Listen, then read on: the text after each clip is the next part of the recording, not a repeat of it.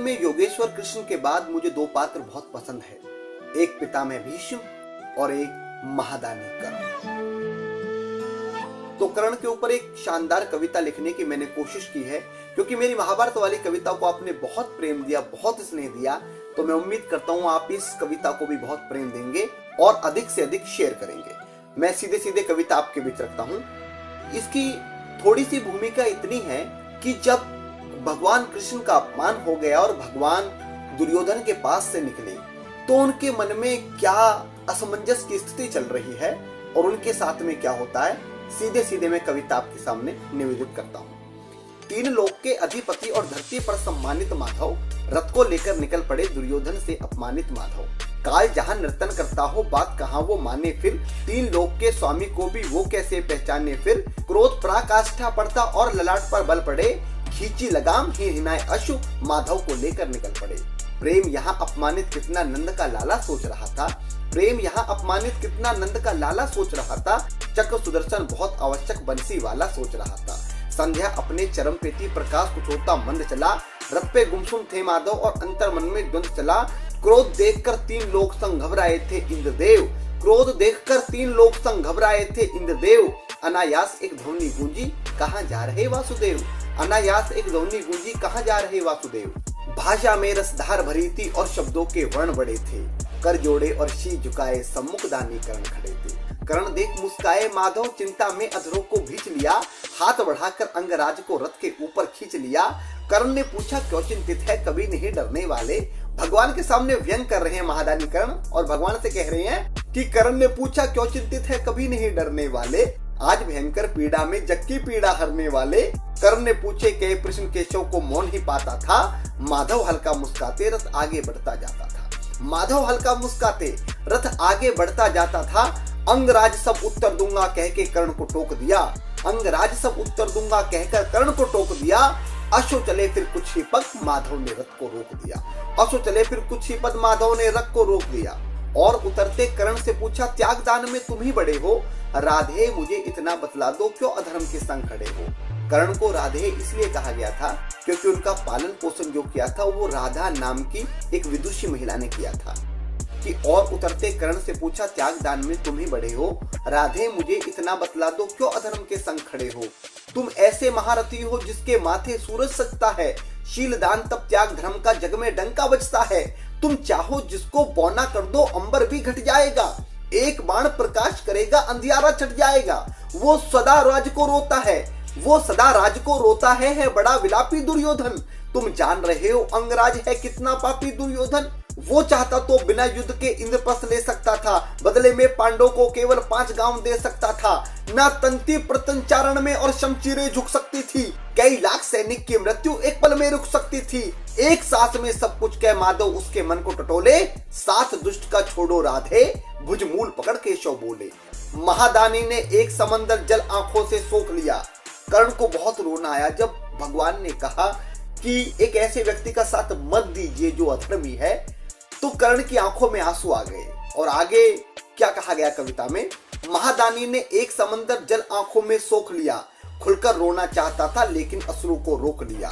हाथ पकड़कर कहे कर्ण माधव क्यों धर्म बताते हो, हाथ पकड़कर कहे कर्ण माधव क्यों धर्म बताते हो। दुर्योधन है मित्र मेरा तुम क्यों मुझको भड़काते हो। वश में हो तो उसके सर पर ताज धरा का सजवा दूं, वश में हो तो उसके सर पर ताज धरा का सजवा दूं। वो अगर कह दे उसकी खातिर देह के जूते बनवा दूं। जब दुनिया के राजकुलों ने शूद पुत कह दुत्कारा, तब वो ही आगे आया था उसने ही मुझको पुचकारा। सच कह दूं तो माधव जीवन का अंदाज दिया उसने, मुझ जैसे एक भिखारी को भी अंग का राज दिया उसने। ये संभव हो सकता है सूरज पश्चिम से उग जाएगा। उसके बाद रौद्र रूप में कर्ण ने भगवान से कहा कि ये संभव हो सकता है सूरज पश्चिम से उग जाएगा, ये संभव हो सकता धरती पर वृक्ष स्वयं फल खाएगा, ये संभव हो सकता कि जल अपनी शीतलता त्यागे, ये संभव हो सकता है क्षत्रिय युद्ध छोड़ रण से भागे, ये संभव हो सकता है महादेव विष छोड़ यहाँ अमृत चुन ले, ये संभव है कि वासुदेव शिशुपाल की सौगाली सुन ले। मैं परशुराम का शिष्य कर्ण, मैं परशुराम का शिष्य कर्ण, गंगा भी बहा नहीं सकती, 3 लोक और 10 दिशाएं मुझको झुका नहीं सकती। 3 लोक और 10 दिशाएं मुझको चुका नहीं सकती। धैर्य धरो तुम अंगराज, भावुक हो बढ़ना ठीक नहीं। उसके बाद माधव कहते हैं कर्ण से कि धैर्य धरो तुम अंगराज, भावुक हो बढ़ना ठीक नहीं। जब गैर खड़े हो सम्मुख तो भाइयों से लड़ना ठीक नहीं। ना ही हो तुम सूद पुत्र, न अंग भीख में मिला तुम्हें। सब क्षमा याचना मांगेंगे जितना भी मन में गिला तुम्हें। एक भेद ऐसा है शायद सुनकर समझ नहीं पाओ। ऐसा हो सकता है उसको सुनकर पीड़ा तज जाओ। एक राजमहल की पुत्री को दुर्वासा ने वरदान दिया। किसी देव से पुत्रवती हो जाने का सम्मान दिया। वर पाकर के राजकुमारी प्रसन्नता से फूल गई। सूर्य देव को बुला लिया लेकिन मर्यादा भूल गई। एक क्षण में ही राजपुत्री का चिंतन वहां समाप्त हुआ। 9 माह ही बीते थे, एक सुंदर पुत्र प्राप्त हुआ। पुत्र गोद में जब आया वो फूले नहीं समाई थी, लेकिन लोग लाज के खातिर बेहद ही घबराई थी। राजपुत्री को अपमानजनक बदचलन शब्द सुनना था। पुत्र और सम्मान में से उसे सिर्फ एक चुनना था। शिला रखी हृदय पर उसने वक्ष स्थल पाषाण किया और कलेजे के टुकड़े को अश्व नदी में बहा दिया। जो राधा को पुत्र मिला वो ही पुत्र तुम ही तो हो। दानवीर और शीलवान वो कर्ण सुपुत्र तुम ही तो हो। सूर्य पुत्र हो अंगराज, सूर्य पुत्र हो अंगराज, और धधकता आग ने हो तुम कुंती पुत्र हो अंगराज, राधे नहीं कौनते हो तुम। छिपा राज जब खोले माधव, कर्ण खड़ा का खड़ा रहा। कुछ क्षण बोल नहीं पाया, हृदय पर पर्वत पड़ा रहा। अश्रु लहर जब बनते थे, हाथों की ओट लगाते थे, फिर भी आंसू छन छन कर गले तलक आ जाते थे। मन की रणभूमि शांत किए ठहराव दिया और रुके कर्ण। हाथ जोड़कर घुटने टेके माधव सम्मुख झुके कर्ण। दोष मेरा बतला दो भगवान, क्या कुछ इतना बड़ा किया? गौ हत्या की थी मैंने या अपराध कड़ा किया? शीत लहर में बहती नदी में कौन पुत्र धरती है? शीत लहर में बहती नदी में कौन पुत्र धरती है? स्तब कड़ा हूँ सुनकर ये अपराध मात करती है। मात पिता ने छोड़ दिया, जीते जी मुझको मारा था। दास कुलों का बालक हूँ, क्या सबने ही दुत्कारा था। कुछ तो बोलो केशव की, मैंने कौन सा पाप किया? परशुराम थे गुरु और मेरे, पर मुझको अभिशाप दिया। अनगिन उपहास हुआ मेरा और जात बताई थी मेरी। पांचाली ने भरी सभा औकात बताई थी मेरी।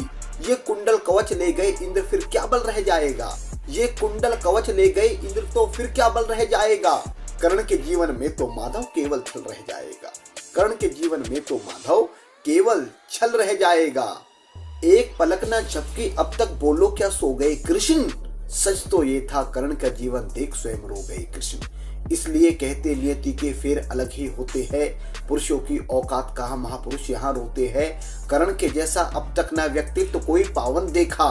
दुख दर्द बहुत हैं दुनिया में, पर ऐसा ना जीवन देखा। जब भी सोचूं कर्ण को तो मैं अलग लोग खो जाता हूँ। इतना मरम बहा है कि मैं स्वयं देख रो जाता हूँ। बहुत बहुत आभार।